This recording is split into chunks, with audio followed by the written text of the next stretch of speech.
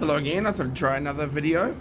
This one, you will still hear the air conditioning because I worked out even if I turned one of them off, I can't turn the other one off, and that's just going to leave that background noise, so call that Philippine background sounds.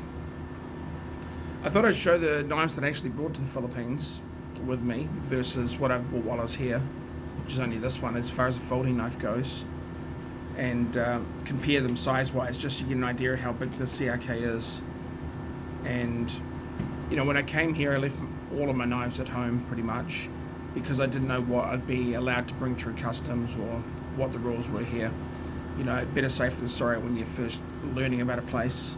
And all of these are illegal to carry. You've got to have a good reason to carry something for work.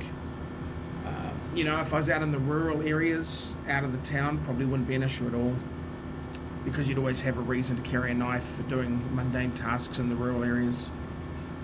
But this is the Victornox Farmer. That's the one with the saw and a single blade. Really nice knife. You know, if you're just going to have one Swiss Army, this is a really good option to have because it's fairly compact and that saw can be very versatile.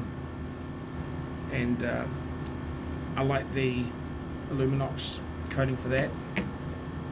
So you can see the size of it compared to the CRK.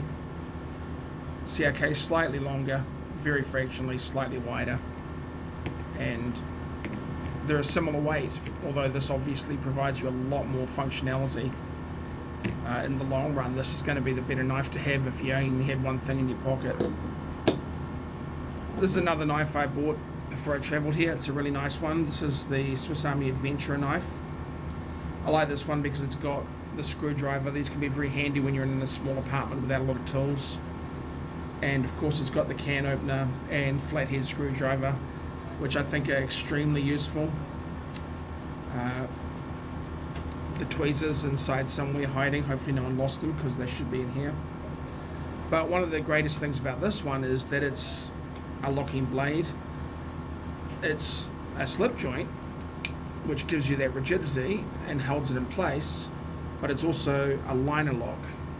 But don't have the video online anymore where I tested this to destruction almost. The answer was I couldn't destroy it. I hit it so hard in a vise with a broom when I was testing locks that, you know, the zero tolerance knife I had failed in one hit of light force. This took multiple hits of extreme power, and what happened was that the brass pivot going through here completely buckled where this was all wobbly and loose, but the lock never failed and the knife was still completely usable and very safe still. It just had a little bit up and down play, and I just managed to beat the pivot and fix it. So the reason why this is so safe is because it's not your classic liner lock that needs to mate up with the blade.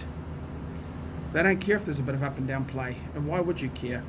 The slip joint's action's actually holding it in place for all your cutting, and this is simply preventing it from closing on you when you pull it out if it gets stuck in something. But it's incredibly strong, and it does it by being 100% lock up over the side right against this face here, and so it's not actually trying to contact and make a mating face where you don't get that blade play and it will slip off or shear. It's just crossing right over in the path like putting a pin there, and you got to destroy this whole knife to make that fail. To be honest, I think it's probably one of the safest locks you would ever be able to buy in a folding knife, where the knife is definitely going to break before the lock, from my testing. There's things like the triad lock and stuff, which I'm sure are probably equally strong, similar, maybe even stronger, who knows. I'm talking about functional wise though. This is just the lock I trust the most on a production knife. So I got this because it's really handy and it's the larger one. You know, I've got very large hands compared to most, so I'm about 4¼ inch across here. It makes a good food knife, food preparation knife is what I typically would use this for. And I'm still really enjoying this. It's really nice. Let's go talk about something about the sharpness. You know, this is sharp. You can see it takes the hairs off quite easily. It's been sharpened with a reverse scratch pattern, probably by accident rather than intent, but on a pull cut, not very effective. On a push cut, it'll cut, but it's actually got the teeth going on a forward cut. So pushing forward as I cut, that peels the hairs off really easily. This one right now, not really sharp at all. Try different angles, it's just like a scraper. That one pops the hairs off. So this is what you classify as blunt. It's what I'd call blunt effectively, but it's at the same time, it comes down to how sharp do you need a knife to be for your normal tasks. And of course there's the purist, we want it to be as sharp as possible, and of course that's great, but then there's the average person in the world who needs to do what they're doing. This is a packing foam, and as I said, this grinder's, it feels thin, but it's really not thin. But it will cut this stuff, no problem. Really nice. This thing's not even what I'd classify as sharp. I mean, you know, I'm not even worried about cutting myself. If I pull cut, I might cut myself. See, it can't, but it can. It can if you slice, because it's got a toothy edge on it. And a lot of people like to just push and then go like that and go, oh my god, my knife's not sharp. But actually it might be sharp, just not sharp the way you want it. This is push cutting sharp, no problem, because it's been polished and toothy, and on the draw it's even easier. So this is cutting much easier than this at the moment, unless I draw. When I draw, the resistance is the same.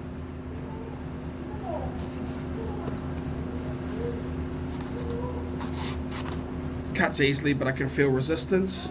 I'm cutting on an angle both ways, that lowers the resistance the most. I'm struggling this way with a push cut. Look at that, it's really hard. Now, if I put the blade on an angle and slice, I'm getting through it a lot easier, resistance wise.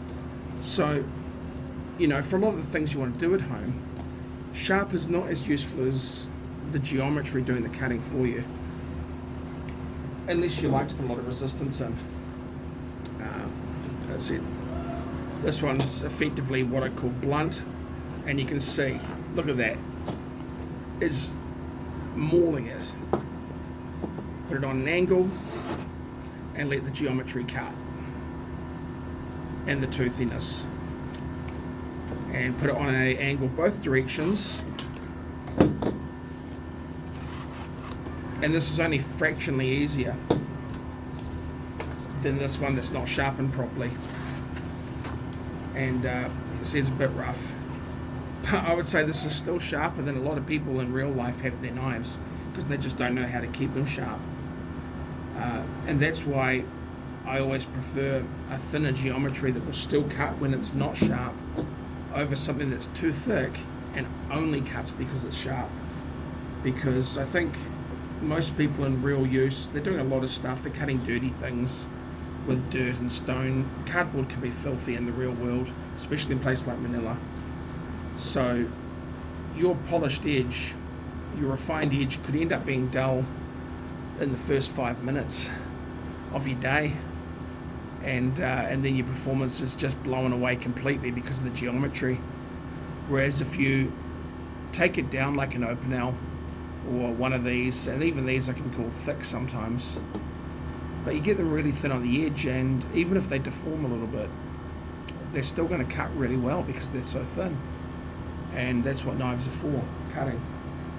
So the reason I chose to bring Swiss Armies with me to the Philippines, not knowing what I was going to be doing, is you can sharpen these on anything.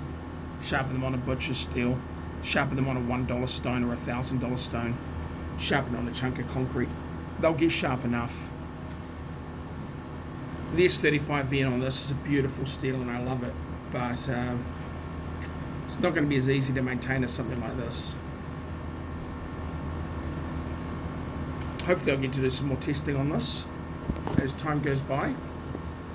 and I just ordered something else cool on Amazon. No, not Amazon, Blade HQ actually. So hopefully in a few weeks maybe I have something else to review. But this is what I brought with me. This is what's for fun. But in all honesty, if you can only take one knife with you, Swiss Armies can't really be beat for town use because of the extra features they have over something like this. And the lock on this is excellent. Anyway, really just a bit more rambling and showing what I brought to the Philippines as I get used to doing videos again and try and get the layout sorted. Thanks guys.